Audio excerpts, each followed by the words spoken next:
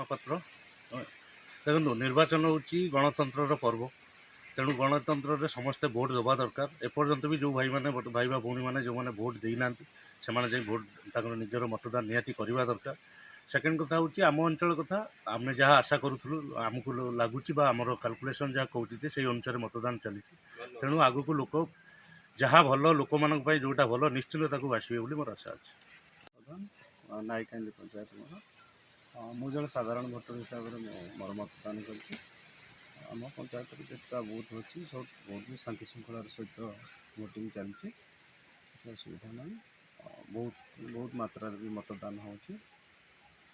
କୌଣସି ବି କେଉଁ ଜାଗାରେ ବି ସେମିତି କିଛି ବି ଝଗଡ଼ା ହୋଇନାହିଁ। ଆଗରୁ ଚର୍ଚ୍ଚାରେ ଥିଲା ଏ ନିର୍ବାଚନ ମଣ୍ଡଳୀଟାରେ ନାଇକାଣ୍ଡି ଗ୍ରାମ ପଞ୍ଚାୟତ ଥିଲା, ଆପଣ ଆସିଲା ପରେ କିଛି ସୁଧାର ହେଇଛି। ଏବେ କ'ଣ ମତଦାନ ଯେଉଁ ପରିମାଣର ହେଉଛି କ'ଣ କହିବେ ଆଜ୍ଞା? ନା ସେ ତ ଠିକ୍ କଥା।